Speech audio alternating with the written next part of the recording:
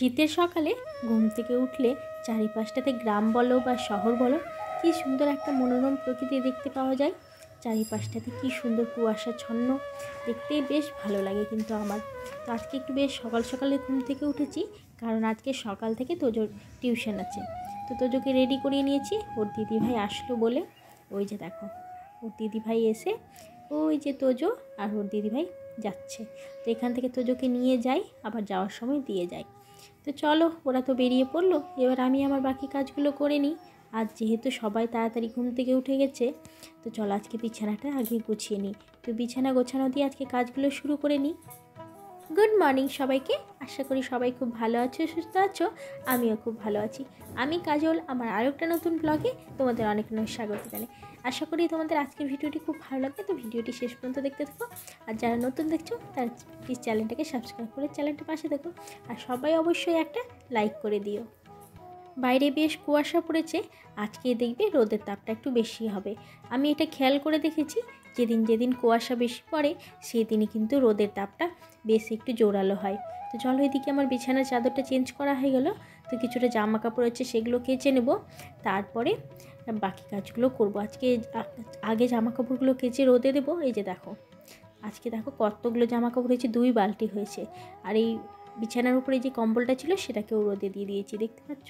বেশ অনেক কদিন ধরে দেওয়া ছিল, তো আজ আর ধুয়ে দেবো না, কারণ ধুয়ে দিলে একদিনে শুকাবে না, আবার বিছানাতে দিতে হবে। ওইদিকে আমার তোজোর বাবাও চলে এসেছে টিউশন থেকে, দেখতেই পাচ্ছ। তো সকালে আজকে জলখাবারে রুটি আর আলু ফুলকপির তরকারি করেছি। তো এই দিয়ে সকালে জলখাবারটা সেরে নিই। তো তোজোর খাওয়া হয়ে গেছে, তোজো তার তরকারি দিয়ে খায় না, ওর জন্য একটু দুধ রেখেছিলাম, তো দুধ রুটি খাইয়ে দিয়েছি। তোজোর পাপাও খেয়ে চলে গেছে। আর এদিকে আমি আমার সকালের জলখাবারটা সেরে নিই। আর আজকে দুপুরে রান্নাটা একটু দেরি করে করবো। এই যে দেখো অনেকগুলো রুটি আছে, তো আমাদের দুপুরে মোটামুটি এগুলো দিয়েই চলে যাবে। তারপরে সন্ধ্যের দিকে ভাত বসাবো। তো এদিকে দুপুরে চলে আসলাম একটু পাঁপড় ভাজতে। আসলে কি বলো তো, দুপুরে ভাত না খেলে না মনটা কেমন শান্তি হয় না। তো ভাতটা একটু দেরি করে বিকালের দিকে বসালে তোজোর পাপা এসে একবারে খেতে পারবে গরম গরম। তো এদিকে আমরা ভাবছি কী খাবো। তো এদিকে কয়েকটা পাঁপড় ভেজে নিচ্ছি। এই দিলখোশ পাঁপড়টা খেতে দারুণ লাগে, তোজোর তো খুব প্রিয়। তো ভাবলাম যে একটু দিলখোশ পাঁপড়টা ভেজেই খাই, মুখটাও বেশ ফ্রেশ হবে। তো আমরা স্নান টান করে এই পাঁপড়টা একটু বসে বসে 2 মা ছেলে মিলে বসে খাই, তো মনটাও একটু ভালো হবে আর এদিকে সময়টাও কাটবে।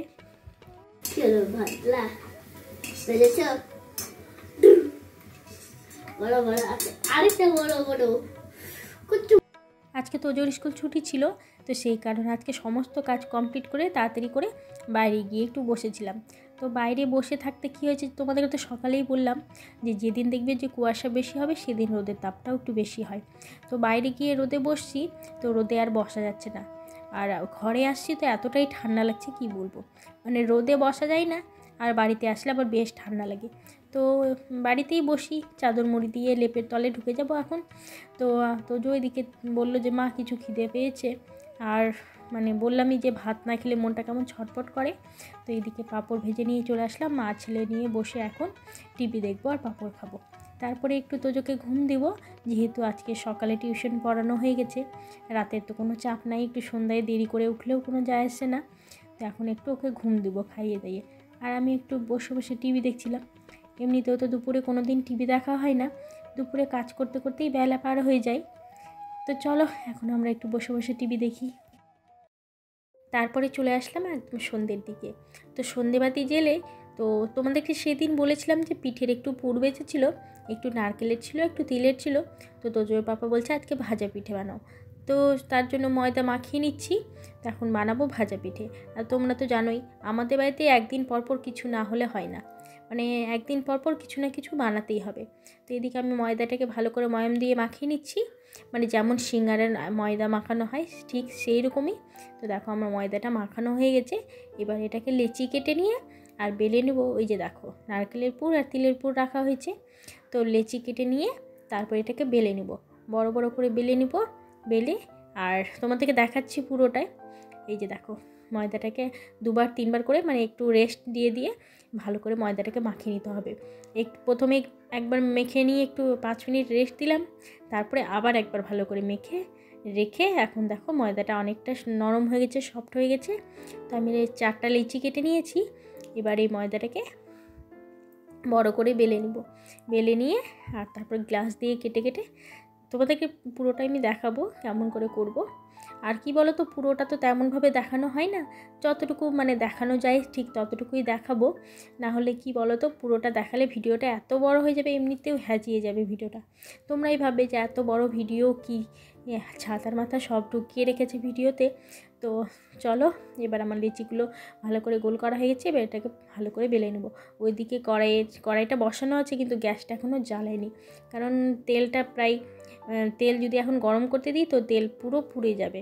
তো আগে আমি বানিয়ে নিই কিছুটা, তারপরে তেলটাকে গরম করতে দিব।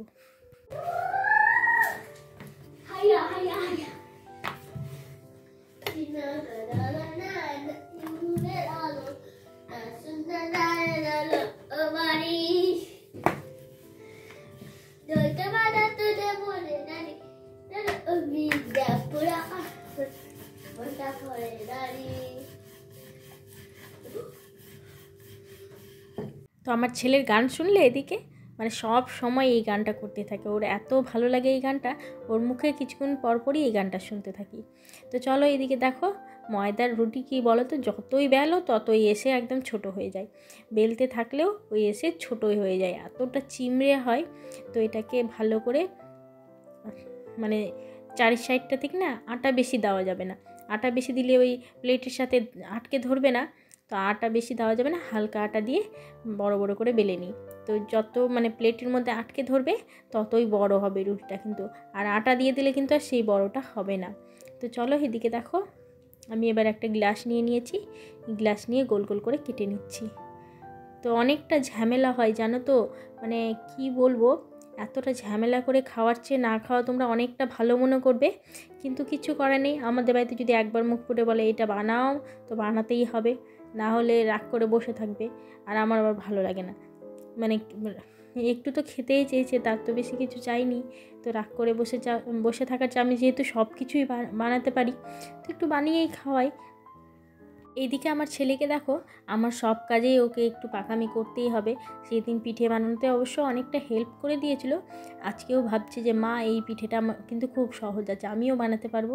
তো এমনি চলে এসেছে আমার কাছে, দেখবে আমি এই যে ওকে বললাম যে বাবা ওইদিকে যা, কিন্তু তাও শুনবে না, ও কিন্তু ঠিক চলে আসবে। আমি বললাম যে বাবা হাতে নোংরা লেগেছে, আসিস না।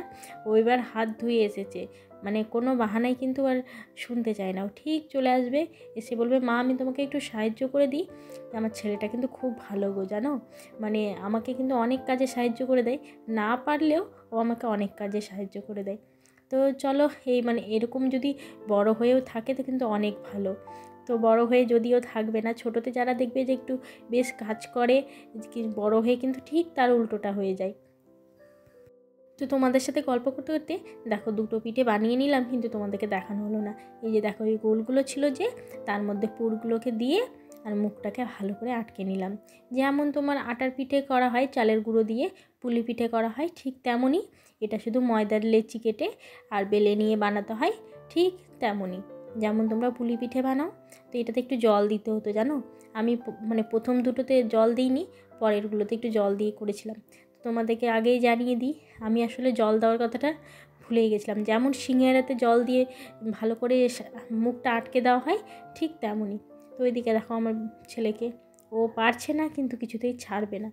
তো চলো এক এক করে বানিয়ে নিই। তো এদিকে আমার বানানো কমপ্লিট হয়ে গেছে কয়েকটা, আর ওই দুটো লেচি পরে বানাচ্ছি, তোমাদেরকে আগে দেখিয়ে দিই। এদিকে আমার মোবাইলের চার্জ তো বেশি নেই, যার জন্য ভাবলাম আগে তোমাদেরকে দেখিয়ে দিই। তো তেলটাও গরম হয়ে গেছে, পিঠেগুলোকে এবার ছেড়ে দিই।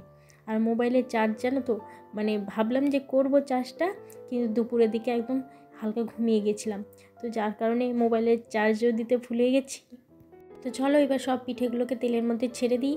তো সবগুলোকে একবারে দিব না, তাহলে কি বলো তো, তেলটা যেহেতু একটু কম আছে তাহলে ডুবো ডুবো করে ভাজা হবে না।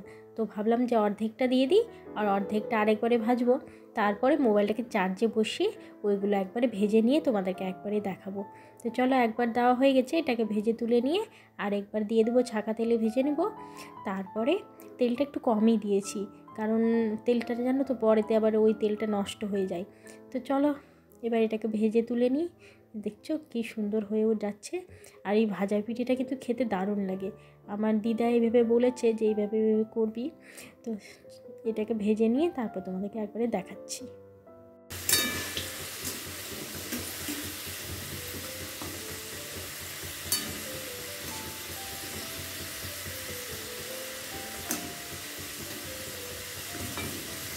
এইদিকে আমার সমস্ত পিঠে ভাজা হয়ে গেছে।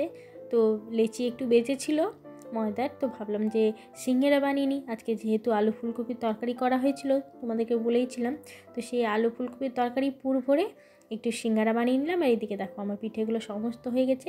তোমাদেরকে একটা ভেঙে দেখায় কতটা খাস্তা হয়েছে। তো এই যে দেখো কতটা খাস্তা হয়েছে। তো চলো বন্ধুরা, আজকে এই পিঠে দিয়ে ভিডিওটা শেষ করব, কারণ ভিডিওটা বেশি বড় করব না। তো চলো আজকের ভিডিওটা এখান থেকেই শেষ করব। এদিকে আমার সিঙ্গারাও বানানো হয়ে গেছে। ভাজা পিঠে অনেকটা বানিয়েছিলাম, কিন্তু দেখতে পাচ্ছ না যে অল্প কটা, আসলে সব ভাজতে ভাজতে খাওয়া শেষ, মানে ভাজা মাত্র সব কিন্তু খাওয়া শেষ হয়ে গেছে। তো চলো এই সিঙ্গারা দিয়ে এখন মুড়ি মাখাবো, দিয়ে জমিয়ে খাওয়া হবে। তো আজকের ভিডিওটা এখানেই শেষ করলাম। সবাই ভালো থেকো, সুস্থ থেকো, পরিবারের সকলকে নিয়ে ভালো থেকো। আর ভিডিওটা ভালো লাগলে লাইক করে